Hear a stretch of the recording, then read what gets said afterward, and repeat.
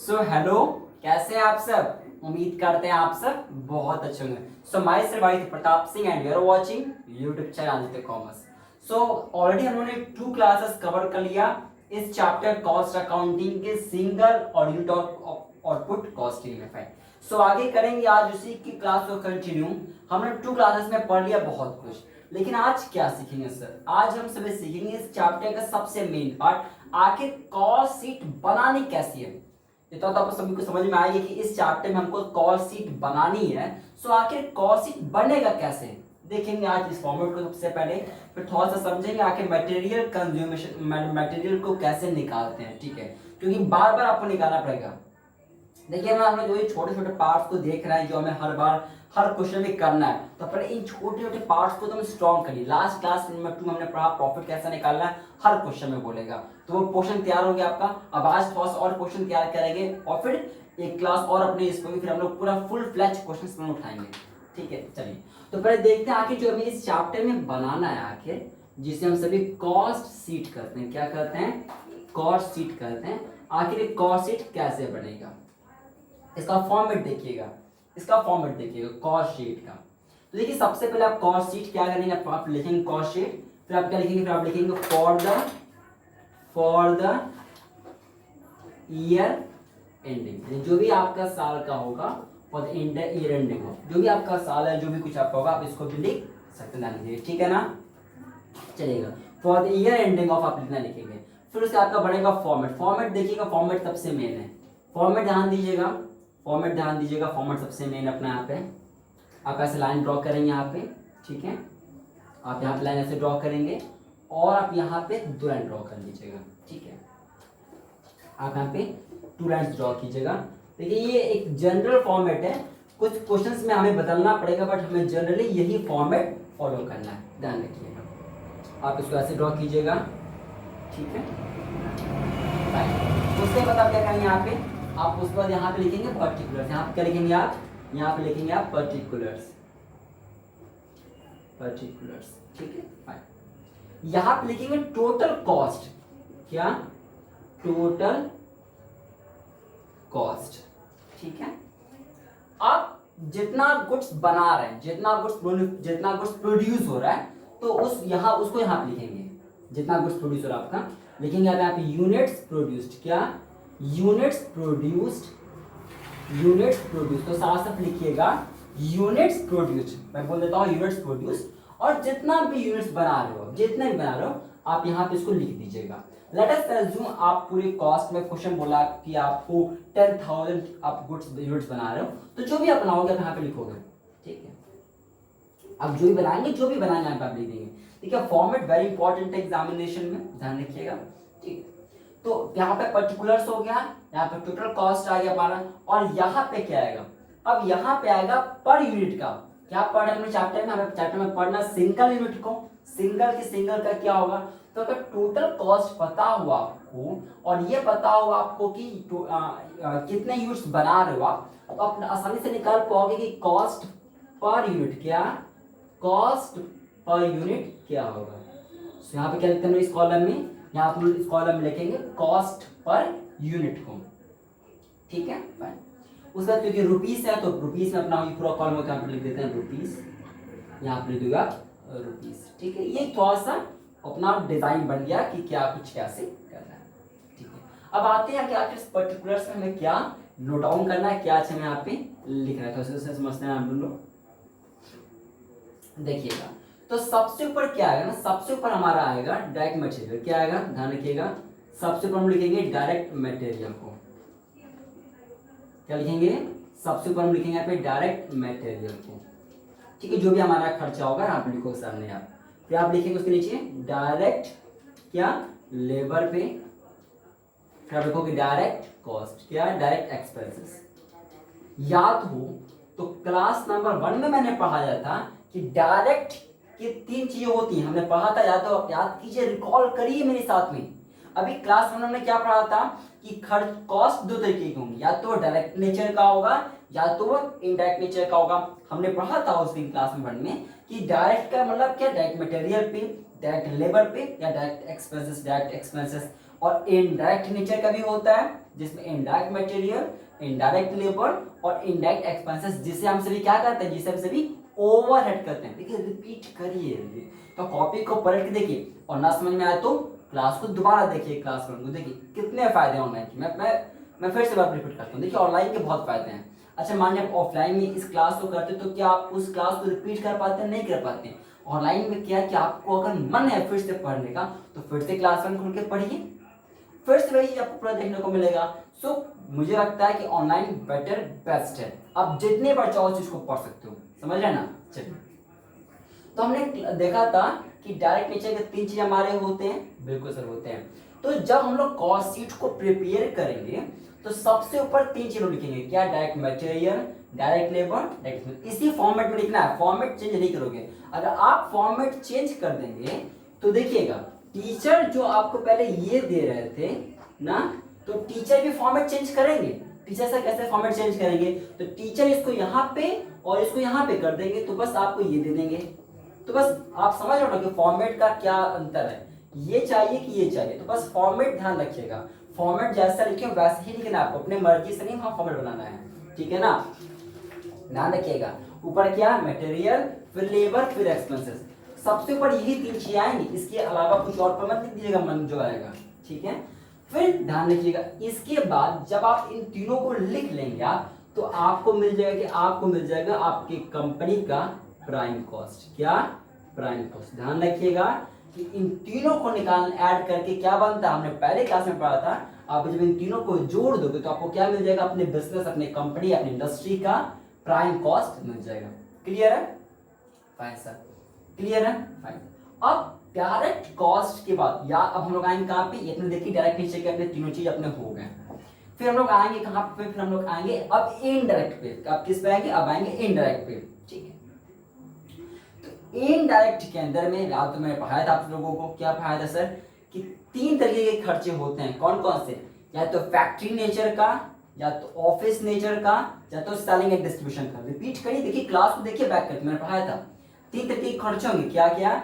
Indirect में या तो फैक्ट्री पे खर्चा, फैक्ट्री में, या तो ऑफिस में, या तो सेलिंग एंड डिस्ट्रीब्यूशन में। बिल्कुल यस सर। तो अब उसको पहले लिखेंगे यहाँ पे। तो प्राइम कॉस्ट को लिखने के बाद सबसे पहला क्या आप कॉलम बनाएंगे? सबसे पहले क्या बनेगा? फिर बनेगा आपका फैक्ट्री ओवरहेड। क्या बनेगा? Factory overhead. क्या बनेगा? Factory overhead. या फिर आप इसको और वर्क ओवरहेड भी बोलेंगे। क्या बोलेंगे आप? इसको क्या बोलेंगे? इसको और इसको ऊपर लिख देता हूं तो दिक्कत आप लोग को यहाँ पे ये दीजिएगा। क्या आपका था? Prime cost. क्या था आपका? ये था आपका प्राइम कॉस्ट, ठीक है। तो इसके बाद क्या बनेगा? आपका फैक्ट्री ओवरहेड आएगा आपका, या फिर आपका ये क्या आएगा आपका? फिर आपका क्या आएगा? फिर आपका ये वर्क ओवरहेड ना क्या आएगा यहाँ पे? अपनी अपना वर्क ओवरहेड। क्लियर है? अब देखिएगा आपने इसको लिखा, फाइन सर। फिर इसके नेचर के जितने भी चीजें होंगी, इसमें जितने भी चीजें होंगी फैक्ट्री या वर्क ओवरहेड के, आप इसको इसके नीचे लिखते चलेंगे। इसके नीचे लिखेंगे आप जो भी फैक्ट्री या वर्क ओवरहेड की चीजें होंगी। और जब आप इस पूरे फैक्ट्री की चीजों को लिख लेंगे, आप फैक्ट्री के एक्सपेंसेस सब आप लिख लोगे, तो क्या आपका आ जाएगा लास्ट में?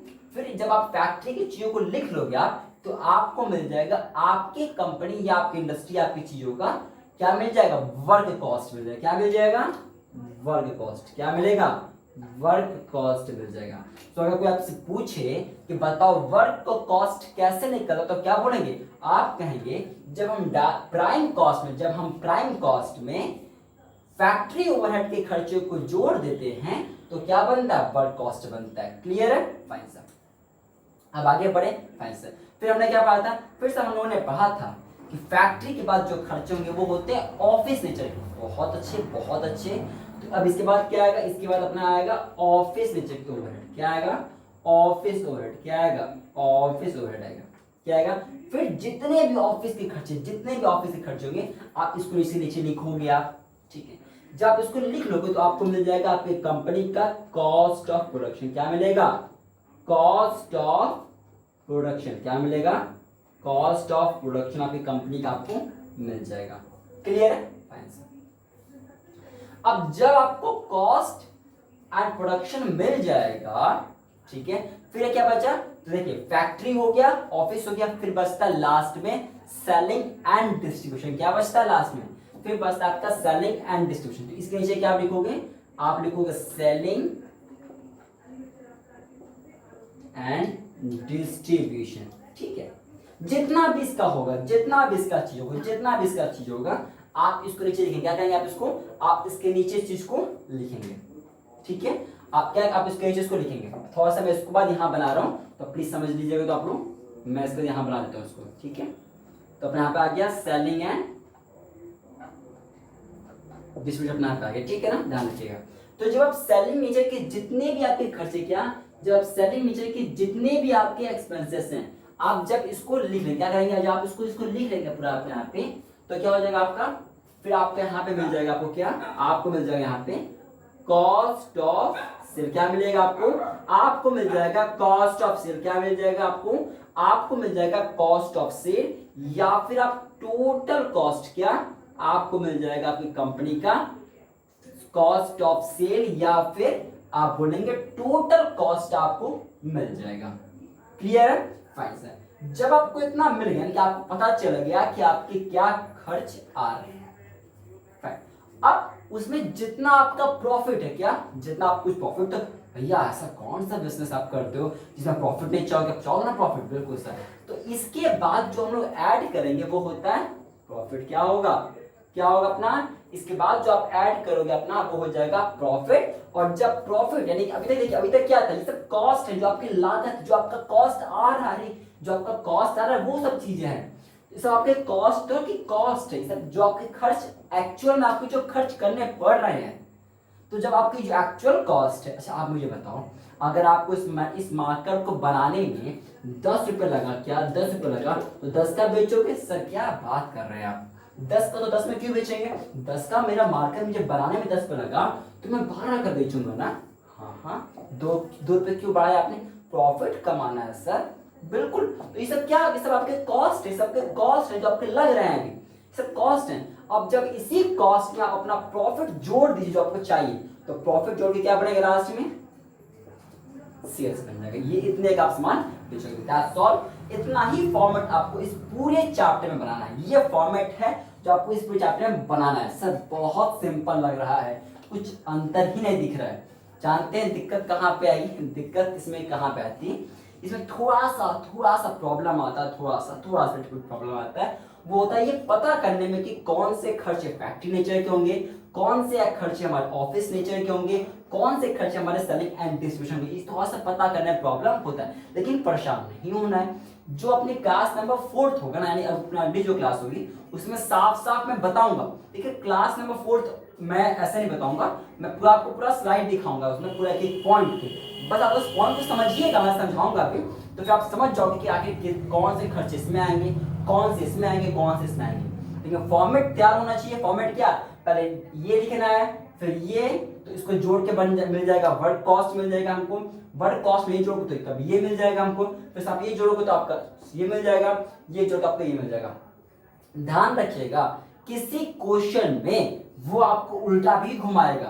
तो पढ़ेंगे क्लासेस हम लोग, तो कभी किसी क्वेश्चन में ना कॉस्ट ऑफ प्रोडक्शन दे देगा और आपसे पूछ देगा प्राइम कॉस्ट निकालो, तो कभी कभी उल्टा भी चलना पड़ेगा। तो जरूरी क्या है कि ये फॉर्मेट कहां पर होना चाहिए, यहाँ पे, ये यहाँ पे। आप बिलीव करिएगा मैक्सिमम कॉम्पिटिटिव एग्जामिनेशंस में पूछता है, वो पूछ देता है कि बताओ वर्क कॉस्ट कैसे निकालोगे, पूछ देता है बताओ आप कॉस्ट ऑफ सेल्स आपको कैसे मिलेगा। तो ये सब आप तभी ना बता पाओगे जब आपको पूरा फॉर्मेट तैयार हो। ठीक है, इतना फॉर्मेट आपको समझ में आ गया? हाँ सर। थोड़ा सा मैं आपको और बात बता देता हूँ जो आपको समझना है, देखिएगा। या तो हम लोग जब क्लास नंबर 1 पढ़ रहे थे तो मैंने बताया था कि खर्चे 2 तरह के, या तो डायरेक्ट नेचर का या इनडायरेक्ट नेचर का। डायरेक्ट नेचर के direct material, direct labour, direct expenses, जिसे हम लोग प्राइम कॉस्ट करते हैं। इनडायरेक्ट नेचर का indirect material, indirect labour, indirect expenses. मेरे बोलिएगा, इनडायरेक्ट में indirect material, indirect labour, indirect expenses. तो बस आप समझिए बात को। अब जो हमने यहाँ बनाया ना फैक्ट्री ओवरहेड, या ये वाला, या फिर आप ये वाला ले लीजिए, आप या फिर ये ले लीजिए, इन सभी में ये 3 चीजें बनेंगे, सभी में बनेगा। Indirect material, indirect labour, indirect expenses. Indirect material, indirect labour, indirect expenses, indirect material, indirect labour, indirect expenses, ये रहिएगा। बस वही बात हो गया, ठीक है। तो इन तीनों में बनाएंगे हम लोग अभी, जब हम लोग क्वेश्चंस को करेंगे तो आपको पता चलेगा कि आखिर कौन चीज कहाँ पे आएंगे। लेकिन समझ जाइए फिलहाल अभी याद के लिए कि इन तीनों के अंदर में indirect material, indirect labour, indirect expenses, इनके नेचर का, ठीक है, क्लियर है। तो ये फॉर्मेट ध्यान रखिएगा, मैं फॉर्मेट फिर से रिपीट कर देता हूँ। सबसे ऊपर प्राइम कॉस्ट आएगा, प्राइम कॉस्ट के बाद हम लोग जो नया कॉलम बनाएंगे, जो अपना नया हम लोग हेडिंग लेंगे वो होगा फैक्ट्री ओवरहेड की हेडिंग बनेगा।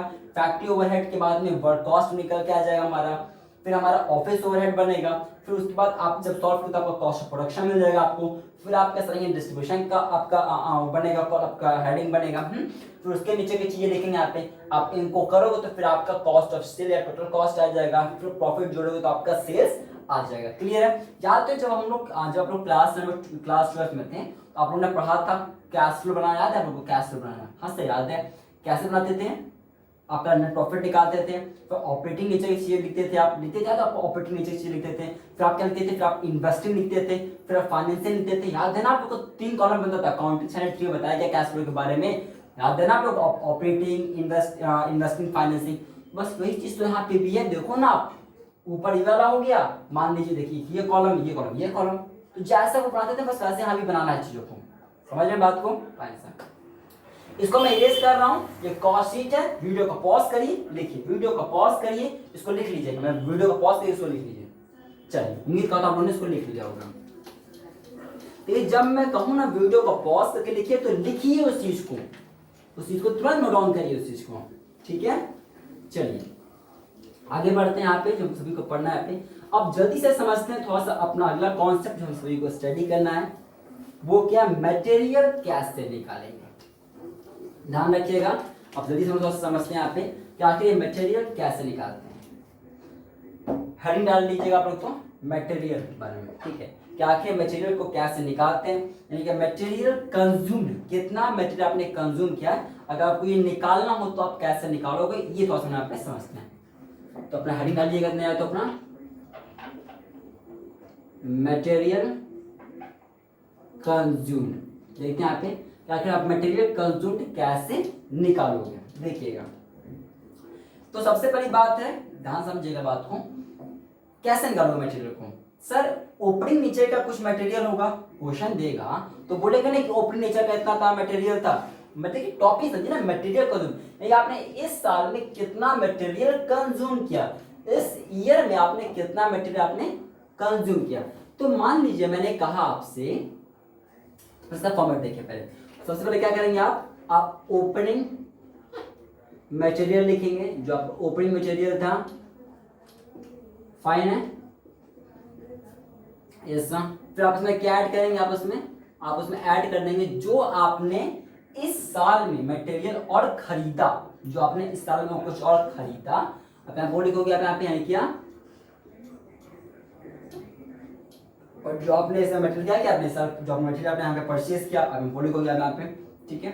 आप यहाँ पे और क्या लिखोगे, आप इसमें ऐड करोगे, आप इसमें कैरेज इनवर्ड, क्या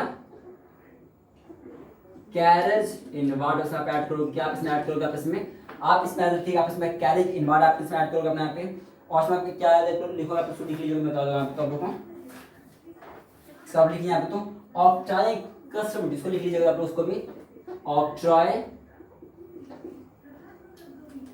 एंड कस्टम ड्यूटी याद कर लीजिएगा, तो ठीक है, आप इसको लिखोगे, आप सुधार किएगा। इसके अलावा आप लिख लीजिएगा तो डायरेक्ट एक्सपेंसेस, क्या डायरेक्ट एक्सपेंसेस, क्या डायरेक्ट एक्सपेंसेस और मटेरियल, ठीक है। तो आपको ये 4 चीजें याद रखिएगा, आप इन चारों चीजों को ऐड करोगे, ध्यान रखिएगा। मटेरियल जब भी क्वेश्चन बोलेगा कंज्यूम निकालो, आप इन चारों क्या ऑल फोर्स को क्या करेंगे, आप इसको ऐड करेंगे, octroi and custom duty, direct expenses और मटेरियल और परचेज। तो इन सभी को जब ऐड कर दोगे आप, उसके बाद उसमें से क्या माइनस करोगे, आप इसमें से माइनस करेंगे, क्या माइनस करेंगे आप माइनस कर देंगे, क्या जो आपका क्लोजिंग स्टॉक है, क्या जो क्लोजिंग स्टॉक है उसको माइनस करेंगे आप क्या माइनस करेंगे? हमने लास्ट क्लास में पढ़ा था नॉर्मल वेस्टेज क्या होता है, हम लास्ट क्लास में पढ़ा था नॉर्मल वेस्टेज।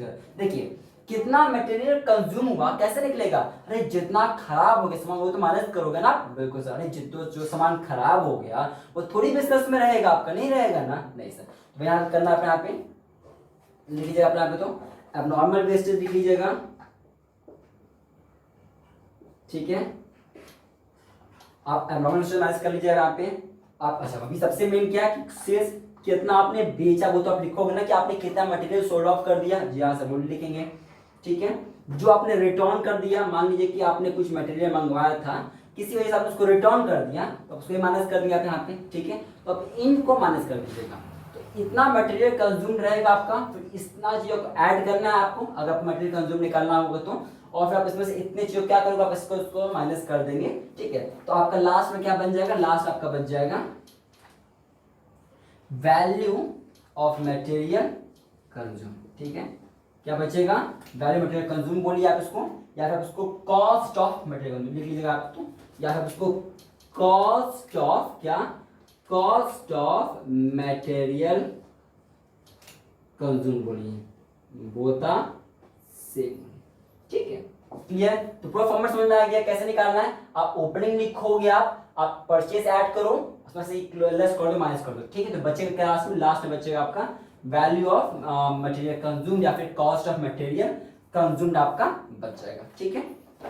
चलिए इस पे जल्दी से क्वेश्चन समझते हैं आप, तो इसको जल्दी से क्वेश्चन देखते हैं आप, तो ठीक है। सब मान लीजिए क्वेश्चन यहाँ पे लिखता हूँ, मुझे बताइए आप लोग तो क्या होगा। यहाँ पे मैं क्वेश्चन लिखता हूँ आप पे, क्वेश्चन आप ध्यान रखिएगा। क्वेश्चन मानिए बोलता है आपका ओपनिंग मटेरियल क्या है, ओपनिंग मटेरियल आपका लेट अस अज्यूम 10,000, कितना 10,000, ठीक है। मान लीजिए इसमें क्वेश्चन में बोला आपका आपने इस साल परचेज किया है 5,000, कितना आपने इस ईयर में 5,000 मटेरियल आपने परचेज किया, ध्यान रखिएगा, फाइन, ओके फाइन। आपने जो आपका मटेरियल था आपने इस साल कितना सेल किया है, आपने इस साल 2,000 मटेरियल, कितना आपने 2,000 मटेरियल आपने सेल किया है, क्लियर है। कितना क्लोजिंग स्टॉक है, यानी जब साल एंड हुआ तो कितना स्टॉक बच गया आपका, मटेरियल कितना बच गया, लेट अस अज्यूम आपका 8,000 आपने मटेरियल क्या बच गया आपका, बच गया जब आपने साल अपना अकाउंट को क्लोज किया, तो ठीक है फाइन। कैरेज इनवार्ड क्वेश्चन बोलता है, let us assume carriage inward है 1,000 का, कितना 1,000। क्वेश्चन बोलता है आपसे calculate the material consume, question क्या बोलेगा, क्वेश्चन मैंने बोल दिया आपसे कि बताओ मटेरियल कितना कंज्यूम हुआ इस साल में, आप निकाल पाओगे, आप निकाल पाओगे। क्वेश्चन बोल देगा कि निकालो कितना मटेरियल आपका कंज्यूम इस साल का, उसको आसानी से निकाल पाओगे, ठीक है। देखिए कभी कभी क्वेश्चन जो आपसे इतना सिंपल नहीं पूछेगा, अभी हम जब पूरा फुल फ्लैश क्वेश्चन को देखेंगे तो वो आपसे ये नहीं बोलेगा उसको निकाल के दिखाओ, वो आपको पूरा एक क्वेश्चन देगा और आपको उस क्वेश्चन में डिटेक्ट करना पड़ेगा कि ये चीजें कहाँ पे आ रही हैं। अभी जब हम लोग फुल फ्लैश क्वेश्चन को देखेंगे तो आपको समझ में आ जाएगा कि आखिर मैं क्या बताना चाहता हूँ अभी, पर अभी थोड़ा थोड़ा कॉन्सेप्ट को सीखिए, ठीक है ना। चलिए ये पॉइंट क्लियर है पूरा, ये क्वेश्चन आपका सॉल्व कर ले इसको, हाथ से सॉल्व कीजिए इसको, तो चलिए इसको इसी में सॉल्व कर लेते हैं टाइम पे। तो देखिए ओपनिंग मटेरियल कितना था हमारा था 10,000 का, समझ लिखता हूँ यहाँ पे 10,000, कितना परचेज किया आपने 5,000 का, ये दीजिए, ठीक है। क्या ये क्वेश्चन में दिया 1,000 दिया, ये दीजिए, ये दोनों दिया है तो दोनों को इरेज कर दिया था आपने, दिया इन क्वेश्चन में, तो ठीक है। ऐड करके कितना अपना आ गया आपको जगह 16,000, फाइन। क्लोजिंग स्टॉक दिया है, हाँ सर दिया 8,000 का, ये दीजिएगा, ठीक है। माइनस करना अपने को, आगे देखिएगा एबनॉर्मल वेस्टेज दिया है, नहीं दिया, सेल्स दिया है, दिया 2,000 का, ये दीजिएगा, माइनस करना था। कुछ और डेटा है, नहीं सर नहीं है, ये दीजिएगा। सॉल्व कीजिएगा तो कितना आपको बचेगा, आपको 16,000 में से 10,000 माइनस कर दो कितना बचेगा आपका 6,000, 6,000 क्या आपका 6,000 आपने मटेरियल क्या किया इस साल में कंज्यूम किया, क्या क्या आपने कंज्यूम किया, क्लियर फाइन। सो इतना ही आज की क्लास को, होप सबको समझा कि क्या फॉर्मेट है और क्या मटेरियल कंज्यूम्ड को कैसे निकालते हैं। अब अगली क्लास जो होगी ना, देखिए अगली क्लास थोड़ी छोटी क्लास होगी और अगली क्लास में क्या पढ़ेंगे हम लोग, अगली क्लास में सिर्फ और सिर्फ ये सीखेंगे कि फैक्ट्री में क्या चीजें आएंगी, ऑफिस में क्या चीजें आएंगी और सेलिंग एंड डिस्ट्रीब्यूशन में क्या चीजें, उसको मैं बोर्ड पर नहीं बताऊंगा, उसको मैं आपको एक वीडियो बना के बताऊंगा, आप उसमें भी बट उसमें एक अलग तरीके से, ठीक है, जैसे आपको पूरा चीज क्लियर हो कि उसमें बहुत सी चीजें हैं, अगर मैं उसको लिखूंगा यहाँ पे तो ये बॉडी भर जाएगा, समझ रहे हैं, तो उसको मैं बताऊंगा बहुत अच्छे तरीके से। और फिर क्लास में 5 से फिर हम लोग आएंगे बोर्ड पे और फुल फ्लेज क्वेश्चंस को करने का प्रयास करेंगे। So all the very best for today's, मिलते हैं आपसे क्लास में।